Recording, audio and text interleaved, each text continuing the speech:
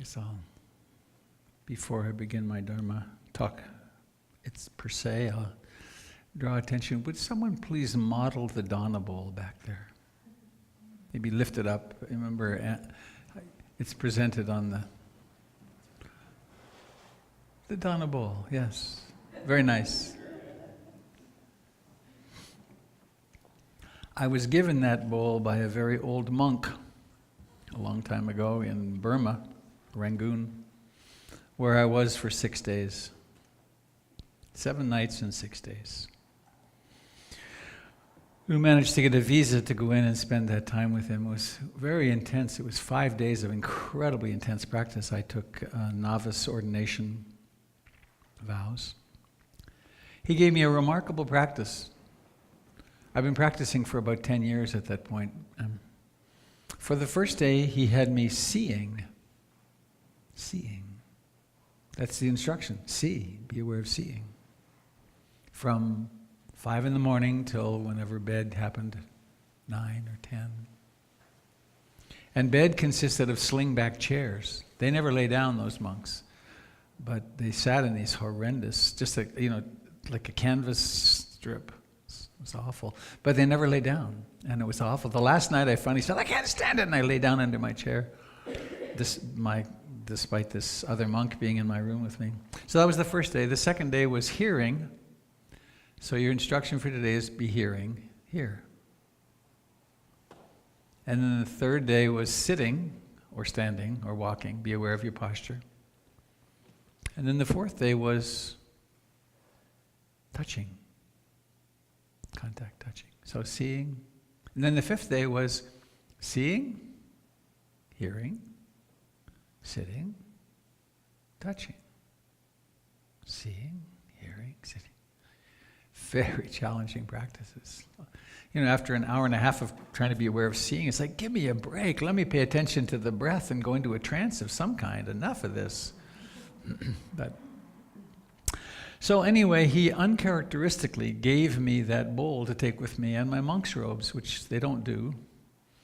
And who knows what he knew, but it's a symbol, really. It will be happily receive your donations. But it's a symbol of the fact that this community runs in the way that communities of this sort have run in Asia since the time of the Buddha, which is on generosity. There's no fixed fees for things, and it's all based on your appreciation. I'm really getting something from this, and it's important. And even more importantly, and because I understand it and I value it, I want the place to function for others to get and come in the front door. So that's one way. You can also go online, and we have a stewardship circle. I always have to go to sustaining circle for NPR first, and then stewardship circle. But it's the same thing, and all it means is that you make a monthly contribution, which helps a lot with budgeting.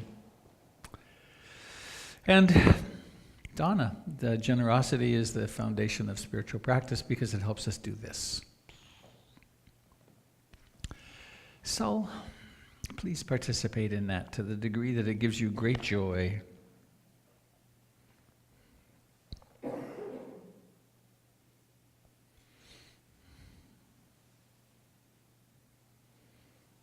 There it is.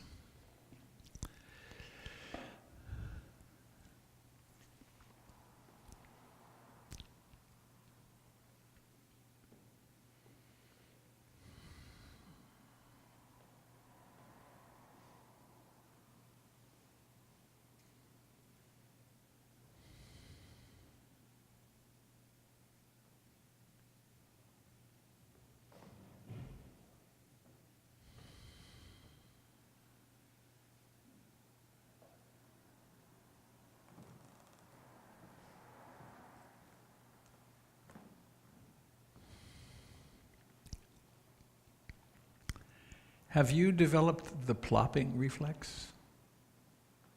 If you've been on retreat with me, you've come across the plopping reflex.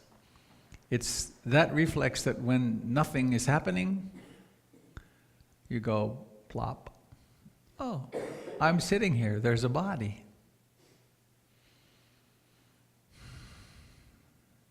As Ruth Denison, my teacher for 40-some years, put it so beautifully, Dalink, once you have the Dharma, you never need to wait again. You always have something to attend to. So, plop. And that's something at first we practice, and then it becomes really natural. And kind of like, what else would you do? I think I'll sit here and worry, actually. Mm-hmm.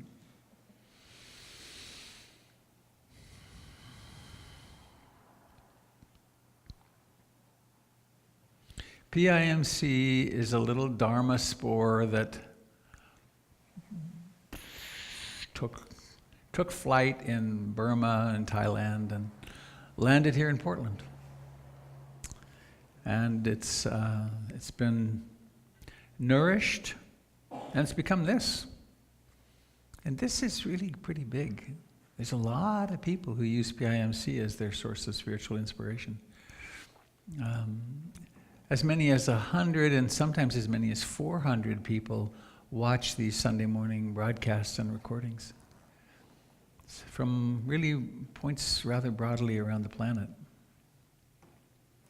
So we have this remarkable teaching of the Buddha, which is a teaching that is intended to reduce our suffering, to help us become more loving and compassionate, to help us become more effective in our lives, and to make a more, whatever our significant contribution is to life. And this is the purpose of all religions, isn't it? To help us come to terms with who am I and what happens when I die, particularly, and also how can I live with my brothers and sisters more effectively and more kindly. And my story, my life story, began with Catholicism. My mother was Catholic, French Catholic in Montreal. My father was Baptist, so I didn't get the complete dose. But I got a lot. I was in the Catholic school system till I was 5. And I persisted in that worldview, trying to be a good Catholic, until I was in my teens, in which case it crumbled. And I became someone gave me the vocabulary. I became an adherent of the Church of the Great Blue Dome, which meant that the mountains and skiing became my religious practice. And somewhere along there, I came across a copy of the large format book, The Tao Te Ching, by Jane English, I think, I forget. And that really spoke to me. Intuitively, I knew it to be true. But the mountains really stayed central. And it was clear experientially that when I was on skis or snowshoes or on a rope or on crampons climbing a glacier, the mind would go quiet and I would have some ease and a sense of awe. And it was because of that, or with that, that my girlfriend and I left. We lived in Europe for a couple of years in Switzerland, and then we traveled overland through Italy, Greece, Yugoslavia, Turkey, Iran, Afghanistan, Pakistan, India, Nepal, to go trekking in Nepal. And it was in 1971, before trekking was really the big business it is now. And I still remember there's a phrase, Hami Yahabazna Sakchao, means, can I stay in your house tonight, or can I stay with you tonight? We'd go into a village and we'd ask that, and the people would take us in. And learned a lot. But also on that trip, she told me she was not going to marry me and live happily ever after, and I got terribly depressed, freaked out. And as it was the 70s, and everything was available, I stayed as stoned as I possibly could for several months, until I kept meeting these young people who were bright-eyed and bushy-tailed and clear. And I wound up on a meditation retreat, and then I ran into Buddhism, and the rest kind of fell into place. Awkwardly, it fell into place. It wasn't so linear. But what I want to speak today comes from that journey of mine through Catholicism and through into Buddhism, and then into realizing that all of these traditions, every spiritual tradition, is the classic metaphor. It's like a finger pointing at the moon, and that the moon is a particular experience. And that experience comes with more love, more compassion, more love for oneself and compassion for oneself, more love and compassion for other people, and then really for all beings. And that spiritual experience occurs, and profound spiritual experience, awakening occurs across traditions. And there's so many different ways of structuring our practice and our perception that seem to open the door or prepare the ground for a realization of that which cannot be spoken clearly. And every tradition has their vocabulary. And among the Catholic mystics who I didn't know about when I was little, we supposedly we were forbidden to read them. I guess because they questioned the hierarchy. But anyway, a classic terminology in Catholicism was, for the mystics, they said, God and I are one, or I am God.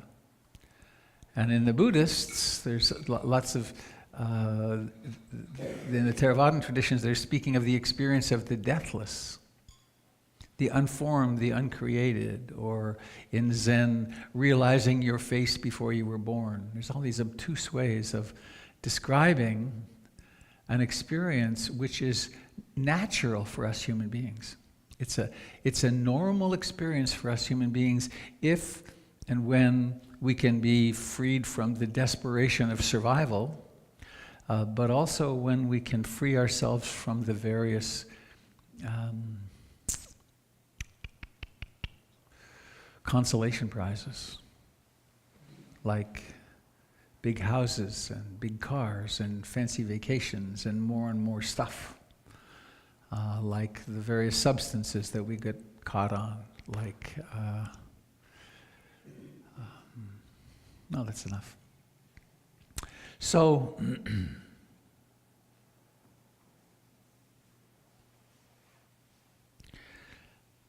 I want to share a very important moment in my own journey, which was in the Maryknoll Sisters. In fact, this beautiful little painting here came from there. Let's come and take a look at it after, so you can see it up close. It's Mary, the mother, on the crescent moon, holding the baby, and of course, that baby is you. Is me.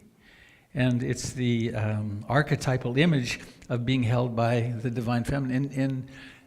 She morphs into that, Kuan Yin, in Asia. So I'd been practicing Buddhism for about 10 years, and I was invited, an opportunity arose to do a 10-day Zen sesshin with Robert Aitken Roshi, who was the first American to become a Roshi. He was captured by the Japanese during World War II, became enamored of Japanese culture, and became a Roshi.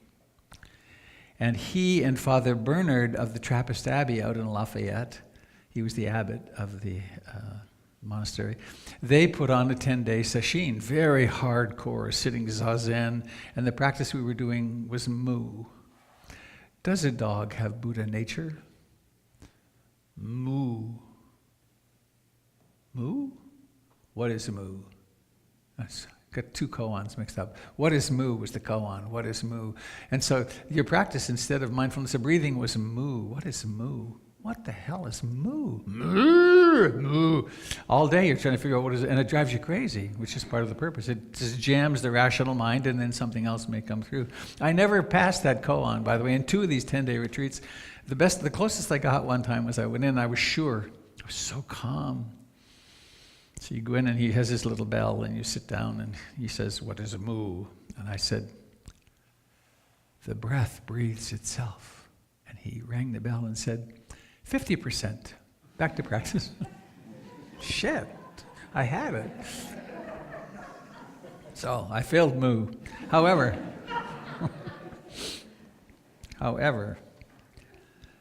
I didn't fail this. I walked in to the Mary Knoll Sisters Chapel, and at the front was the Jesus of my childhood, the crucified Jesus. The same production line. I mean, it truly was the same 6 foot high, the thorns, the blood from the side, the same look on, I mean, it was the same production line. And I feel sad now, just teary. What happened was I saw that and I fell to my knees in the middle of the church sobbing because I understood it for the first time.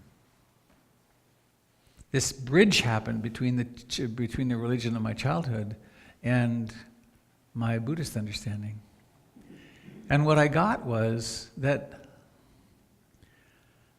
the Jesus on the cross is a way of saying, if you take on a human birth, the only way out is death. And that's true, isn't it? The Buddhas say dukkha. And to the degree that I am identified with this, I suffer like crazy at death.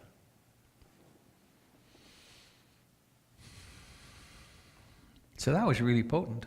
And then also, of course, we had 5 times a day, we had readings from the Catholic mystics. Who knew that there were these incredibly brilliant people who had done spiritual practice and spoke of it in that vocabulary? Henri de Caussade and Saint Teresa of Avila and a bunch of others. But we also had communion. And, how's my time? Yeah. I discovered in my psychotherapy, I experienced a severe trauma at my first communion.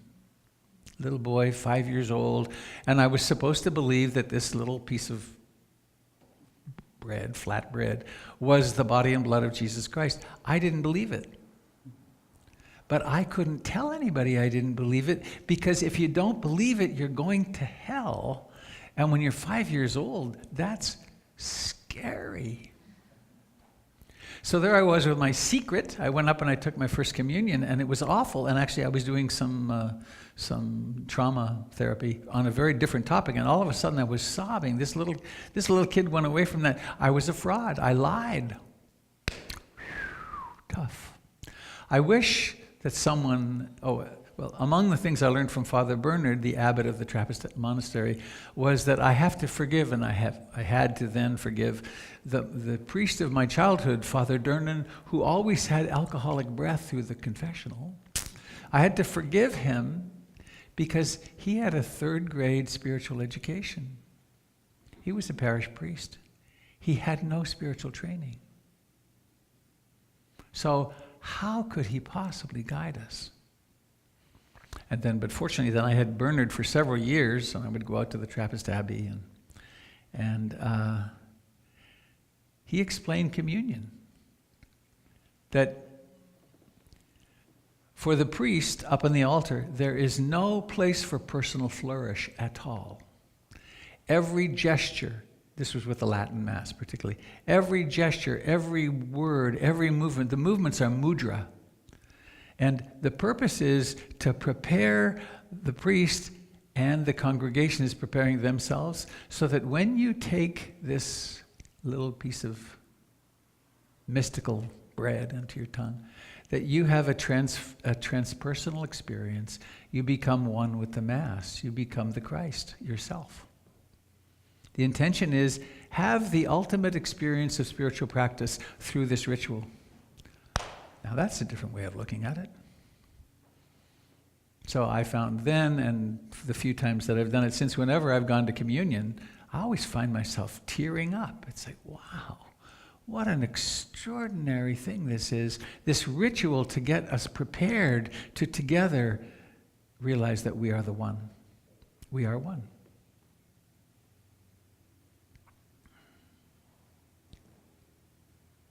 So I want to sing a song.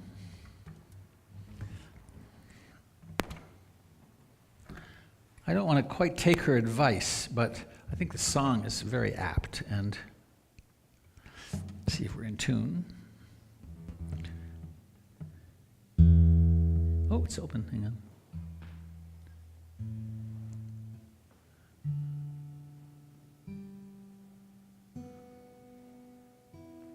Good enough. So turn this down a bit. This is a song. Have any of you watched the series The Leftovers? Yeah? Great series, I thought. What happens if 3% of the world's population disappears? Bam! What happens in the ensuing several years? This played over the credits, and I immediately jumped on it. Everybody is wondering what and where they all came from. Everybody is worrying about where they're gonna go when the whole thing's done. No one knows for certain, so it's all the same to me. I think I'll just let the mystery be. Some say once you're gone forever. Some say that you're gonna come back. Some say that you rest in the arms of the Savior if in sinful ways you lack. Some say that coming back in the garden, bunch of carrots and sweet little peas. I think I'll just let the mystery be. Everybody is wondering what and where they all came from. Everybody is worrying about where they're gonna go when the whole thing's done. No one knows for certain, and it's all the same to me. I think I'll just let the mystery be. Some say they're going to a place called glory, and I ain't saying it ain't a fact. But I've heard that I'm on the road to purgatory, and I don't like the sound of that. I believe in love, and I live my life accordingly. But I choose to let the mystery be. Everybody is wondering what and where they all came from. Everybody is worrying about where they're gonna go when the whole thing's done. No one knows for certain, and it's all the same to me. I think I'll just let the mystery be. I think I'll just let the mystery be. I love that song. Funny. So, what do you believe? Are you coming back as carrots and sweet little peas? Are you going to be reborn next time as a human being? Are you going to go up to the right hand of the Father or Mother and be there forever? Or what do you believe?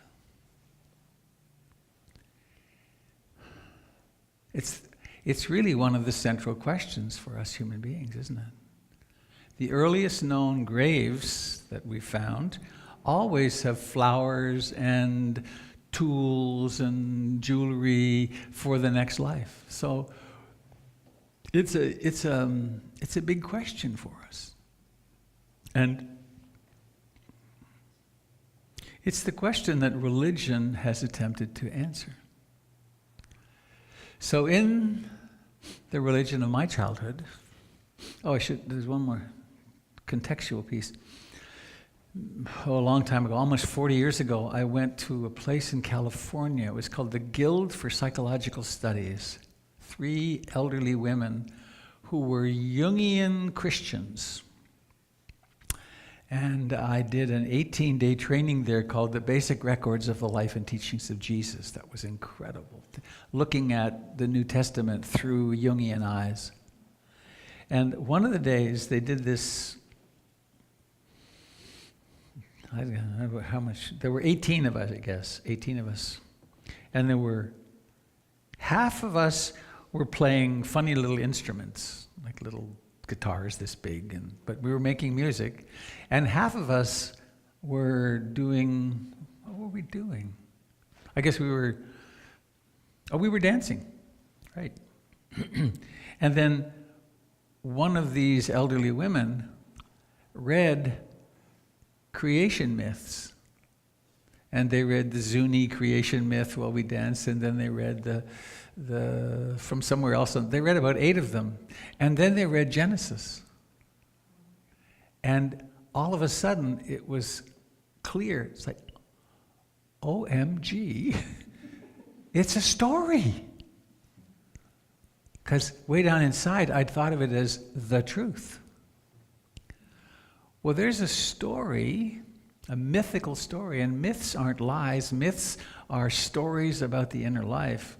There's a story which is fundamental in this culture, which has to do with Jesus, the crucifixion, the resurrection, and it goes a bit like this. The One, the God figure, Father, somehow mysteriously produced one and only child who was then went through various experiences, but then who ended in a particular way. His life ended in a particular way. He was persecuted, betrayed, crucified, died, was interred for 3 days. On the 3rd day, the stone was rolled aside and he was gone. And then he appeared to people in the flesh, and he had surmounted death. Right? He had arisen from the dead.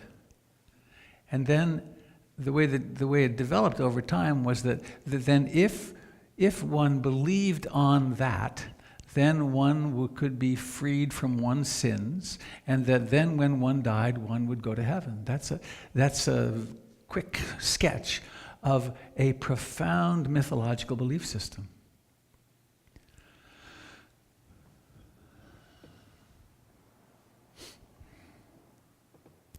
Let me just sketch another belief system. There was this fellow Siddhartha who was born in wealth, relative wealth. He grew up, married the girl next door, had a baby. But then the Hindu deities saw that he wasn't doing what he was supposed to do, which was becoming a world teacher. He wasn't becoming a Buddha. So they sent some angels, some heavenly messengers, and these were first a sick person, then a very old person, and then a corpse. And in each case, his denial was blasted, and he said, "What is this?" And his charioteer said, "Well, that's death." And then he asked the questions, could that happen to you? Could that happen to my wife? Could that happen to my son? Could that happen to me? Why, yes. So then he set off on his quest. And on his quest, he did various practices. And first he discovered that satisfying the sense doors didn't work, which we're trying as a culture to the max. Right? We are experimenting to see, can I be happy if I have enough square feet in my house, or if I have a big enough car, or the right this, or more of that, or less pain, less. We're trying that as a world, and actually it's putting our very survival at risk, right? Because it doesn't work. It doesn't result in satisfaction. So anyway, he went off, and then he practiced with these yogis, the great masters in the woods, who were masters of concentration, and they taught him how to go into very refined states. But then the thing was, it was like Ram Dass said about LSD, he always came down.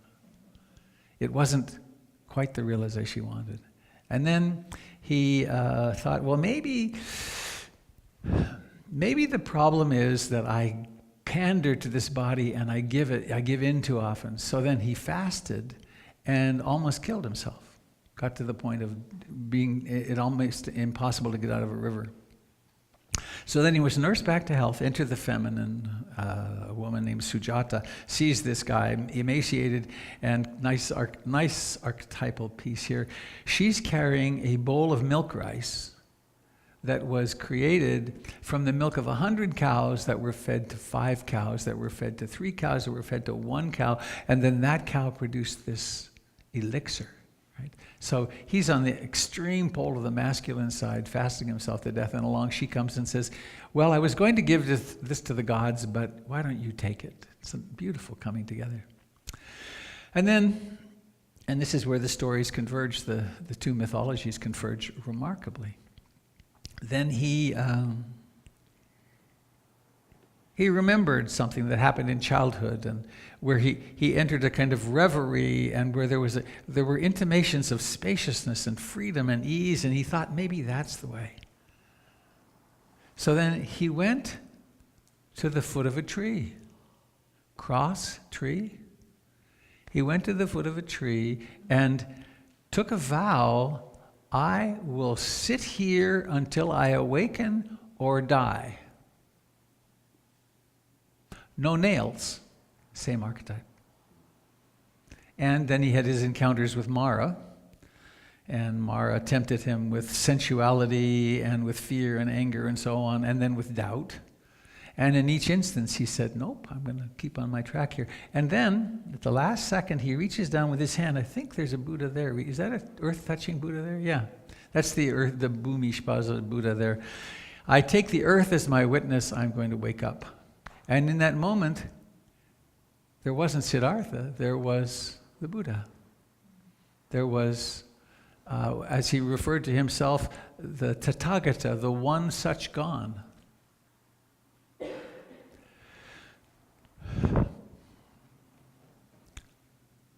And then he went on to teach for 40 years. Can you see how it's the same story? Then he taught people how to practice in such a way, I'm missing a big piece, how to practice in such a way as to have the experience that he did. And that's what Buddhist mystical practice is all about. It's to become the Buddha. Oh, and I had the incredible good fortune some years ago now to travel around Turkey.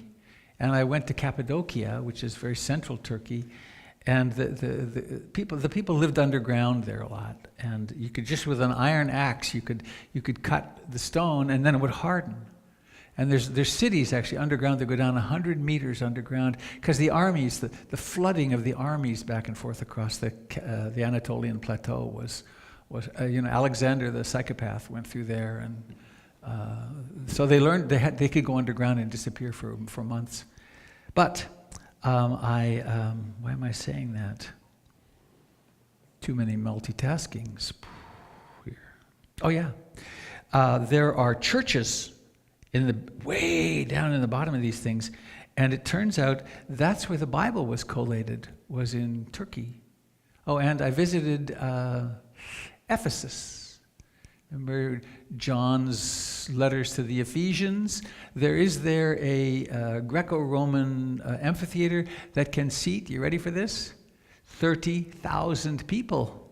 And if you stand at the front and you speak loudly, you can be heard. It's incredible acoustics. But that's where John was, and that's where Mary went after the crucifixion. So they knew of each other. This was the Mediterranean basin. But the early Christians went there, and that was where they decided what would be included in the Bible and what wouldn't. And among the things that wasn't included in the Bible and its adherents were killed were the, come on now, the Gospel of Thomas, the Gnostics. The Gnostics. And they had a different take on it because they didn't say that Jesus was saying, I am the one. He was saying, you are all the one. Changes everything. You are all the one. It's not believe on me, it's believe in yourself. Believe and go inward. So, but where's this on my favorites? It's up here. So, the Buddha. You recognize this? I think of this as a self-portrait for each of us. That each of us, sperm, egg came together, and then we came out of the everything. And then we became one of these, And then we went through somebody training, extensive somebody training, and then we got very defensive about my somebody and my few little that I'm part of, that are part of me. And then we got a little defensive, it's my oil and I'll take it if I want. And we got rather weird. But underneath the delusion, underneath the belief in this is me, is this insecurity, which we all know and we feel it, and it's the root cause of all our anxiety, because everyone knows that it's not that there may be a bad outcome. This ends badly for the separate self. And crucifixion might be mild compared to some ways that human beings die. Right? I mean, today,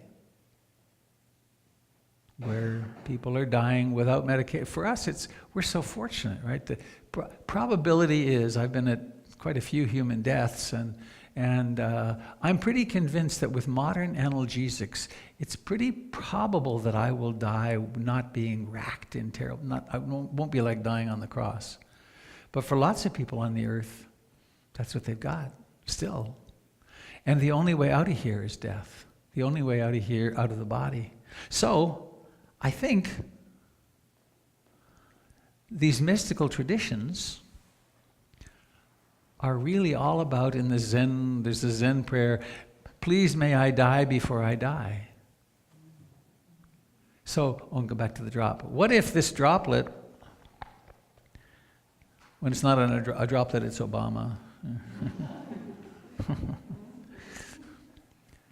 What if this droplet had the capacity to remember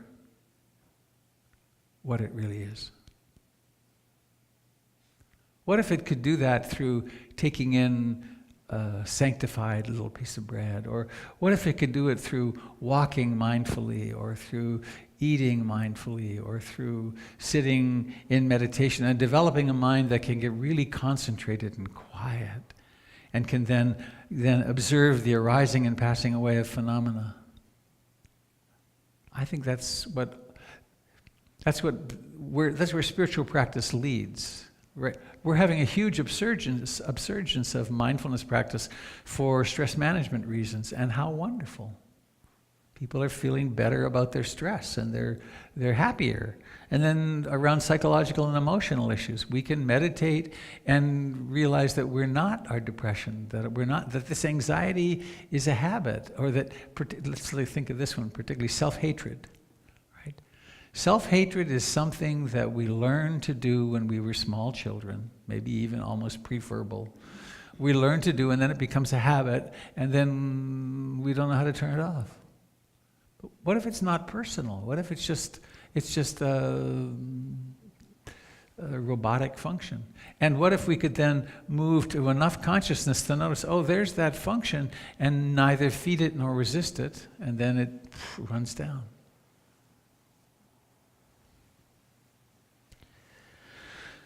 So, on Easter, there's this, who's that? About a fifth of the world's population says that this is the day when it was proved that we can rise from the dead, that it's okay. And in Buddhism, it's simplified. There's the birth, the awakening, and the death are all celebrated on the full moon of May. It's a very efficient thing. But I think that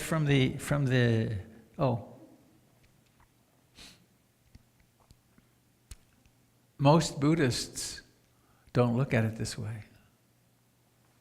Most Buddhists approach the Buddha as a deity and pray to the Buddha to protect them from harm. That's not what the Buddha taught, but that's what most Buddhists believe. Just like I don't think Jesus taught much of what It's believed to be what he taught, with the practice. That if you look at the Sermon on the Mount, you might as well have the Buddha talking.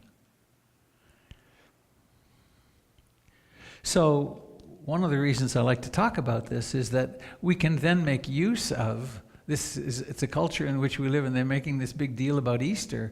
Well, why not take sympathetic joy and delight in the fact of Easter? That this is a day reminding us that liberation is possible. And that not only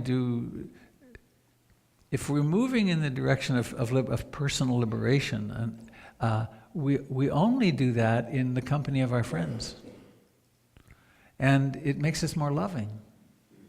That in order to realize that I'm not this, not only this, I have to embrace all of it. I have to embrace my beautiful, shiny, smart, caring sides and the shadow sides, because they're all in here. And that if I do that with myself, then I'm embracing them. I naturally then can see them externally, and then how can we not love each other? It's a very natural process. And it's the mystical process. Mystical isn't about I'm going to go live on the planet Xenon and not have any interaction. It's I'm going to realize that I'm right here and that we're all in the soup. We are all the same soup. We and the birds and that person we think of as our adversary or enemy, that they are us.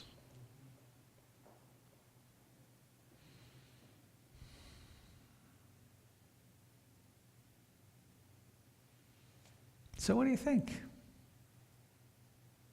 Questions, comments, other input?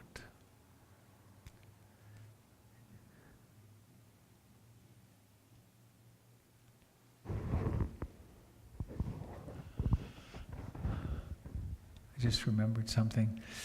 25 years ago, maybe, my first wife and I, the mother of my children and I, did a one-day workshop in which it was varieties of mystical experience or meditative experience, I think we called it.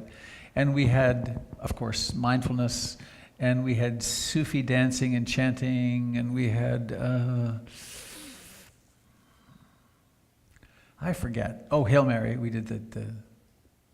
And then at the end of the day, she had baked a beautiful loaf of bread, and we had a communion ceremony in which she broke the bread and gave it, and I had the cup of wine. And then we did the Our Father.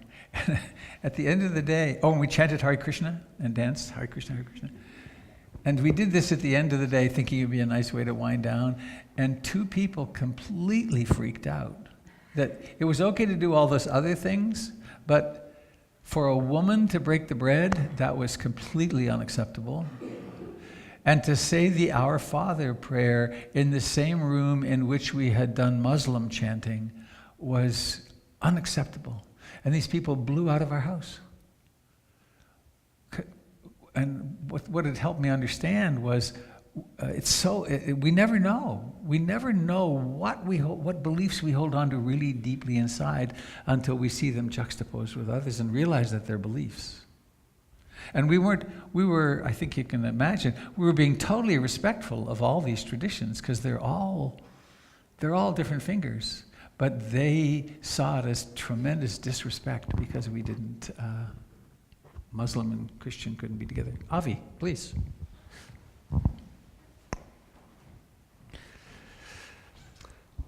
You touched on a really interesting thing about mystics, and I've been aware for some time that all of the major religions have a mystical branch to them. Yeah. Judaism, Islam, Christianity, and Buddhism does. And I'm just wondering if you can address why they have a mystical branch and what makes the mystical branch of them different. Why was that needed? And how do these major religions deal with their mystical branches? Usually by persecution. Well, I like to think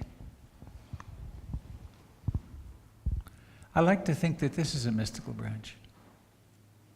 that PIMC's, if you look on the website, there's very beautiful documents on the website about our purpose, and very carefully thought through. That our purpose here is individual awakening. I mean, that's actually our true purpose is the elimination of suffering from the earth. But the journey is, this isn't just a place to meet socially. It isn't a place just to meet for psychological and emotional well-being. The aspiration is, may individuals in this community wake up to the true nature of things and then make their impact on the world. Which is, most Buddhists in Asia, 99%, don't meditate. Less than 5% of the monks meditate. There was a whole the Thai forest tradition was created about 100 years ago by a handful of Thai monks, Ajahn Chah central among them, who said, this is not it.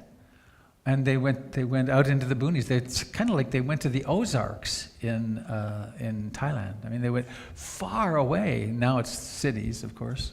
But they went away in order to do practice again. So practice is the rarity across traditions. I mean, there's so much politics in Buddhism. And well, there's that horrible politics in Burma with that. There's that fellow who is encouraging people to kill Muslims, the Rohingya. And so it's the mystical side is never the dominant side in these traditions. They all start there, but then they quickly become something else. It doesn't mean they can't do a lot of good. I mean, like Buddhist countries are very warm, friendly, welcoming, generous. In my experience in Muslim countries, to be a traveler in Muslim countries, to be the guest, I mean, you're elevated. Everything is given to you because the practice is of love. The intention of the religion is love. And there's also that side where we get pretty crazy and politicize, and then go to war with each other over stuff. Thank you for the teaching. I was brought up a Unitarian, and in my teens, we actually had to go to different churches as part of our church training. We had to go to a mosque, we had to go to a synagogue. We ate vegetarian at the Hare Krishna temple. Yes, all How of that. religious, how spiritual. And one of the ideas of Unitarian Universalism is that they are all one, which is kind of what I'm hearing in this teaching as well. So when I go to a Mass, and I really enjoy it, it's actually kind of cool to see how this tradition unfolds and to watch, as you said, the communion and the actions in it. My mother, on the other hand, does not like to go to Mass because it brings back a lot of trauma. Right. So I'm sure that there are people who don't want to go to a Buddhist temple because it brings back some trauma. You bet. So what this really kind of seems to say to me is that it isn't about the tradition, whether it's Christ or Buddha or Muhammad. It's how in our lives we touch truth. Mm-hmm. Would you mind kind of expanding on how we might be able to have a little bit more tolerance for some of these other traditions that we see, that we create as an enemy, how we might go about a strategy for that?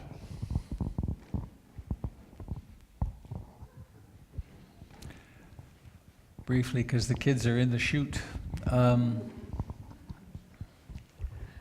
I think we really have to meet the religion of our childhood and the trauma, if we have trauma there, and we have to embrace that trauma. We have to grieve our way through that and develop compassion for those who were engaged in traumatizing us as best we can, forgiveness and compassion. And then to take a tradition deeply until we start knowing what it's pointing at. And then we can see how every tradition is pointing at the same thing. When I was in Turkey, I started answering the call to prayer, and I'd join the men at the mosque. And to pray, I didn't know what they were saying, I could imagine, but to stand with 200 or 300 men on those little prayer mats and be bowing, and that was a trip and a half. And I was so welcomed. They taught me how to do the proper washing, and I had some understanding of what they were intending, and so I could participate in that. And then I did that in Hindu temples in India, and that if one opens up one's own spiritual eye, then I couldn't come to the Seder last night, but I had a moment years ago. I was at a friend's bar mitzvah, son's bar mitzvah, and I feel emotional as I speak of this. And there came the point in the bar mitzvah where they were carrying the Torah, and I found myself sobbing with this, and they were coming and we could touch it. And I had this thought, I'm so glad I'm Jewish. That, I don't know where that came from, but they're all, I really am convinced we're all pointing at the same thing. And it's all about love and compassion and caring and not being afraid of our own depth. So I think grieving our childhood, one of the reasons, that part of my leadership here, we have these symbols from all the different traditions, is because to make friends with them all.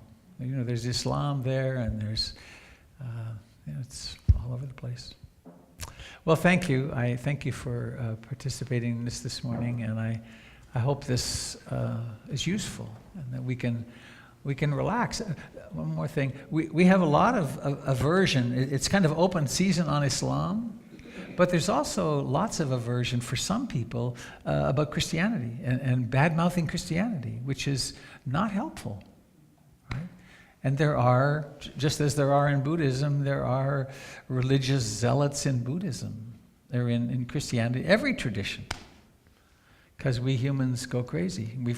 We lose track of who we are, and we think we're that drop.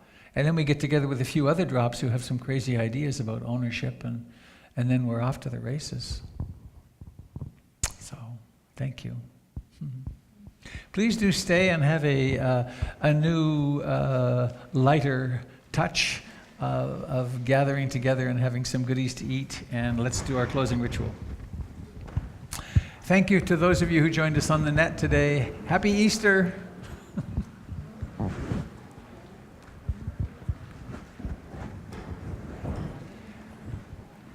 Why don't you join us in the middle? And any pretend grown-ups who would like to join us in the middle, it's really quite allowed, and it's fun, and you get to blow out the candle.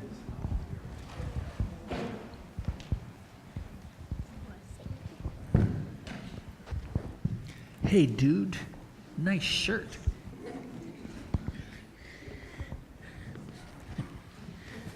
I'll be a pretend. Good. Oh, yay. Well, hi, Eric. How are you today?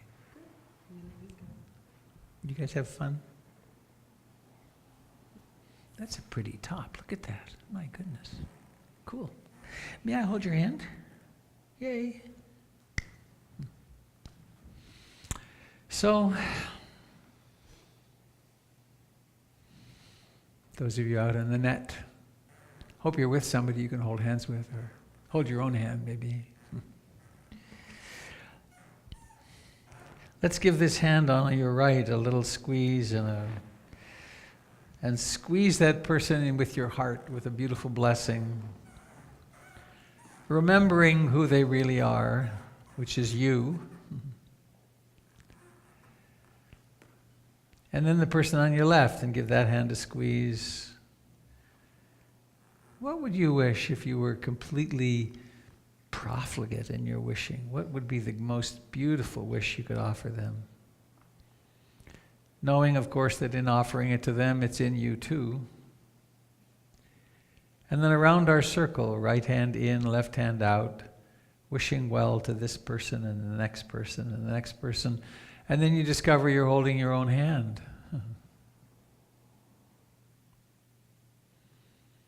May all beings everywhere share in the merits of our practice. May all those of the Christian tradition for whom the crucifixion and resurrection are the symbols of freedom and light and happiness and love, may they drink deeply from this day for themselves and all beings. So, now we get to sing. Are you guys ready to sing? You're the one? Yay. There you go. Get it close and sing into the top. 1, 2, 3. May all beings be happy. May all beings be happy. May all beings be happy. Sadhu, sadhu, sadhu. Wow, thank you. You want to do another sadhu just in case? Yeah, let's do one more. Sadhu. Yay, thank you. Wow, it's enough to melt a person up here. Woo. So, you want to blow out the candle? Have you got a wish? You want to make a wish? No? Okay. We just blow out the candle. On the count. 1, 2, 3, blow. Go, go, go. Yes! Yes, we did it. Woo! Thanks, friends. Please say hello to your neighbor on left and right, and then come on in and schmooze a little bit. Thank you, those of you on the net.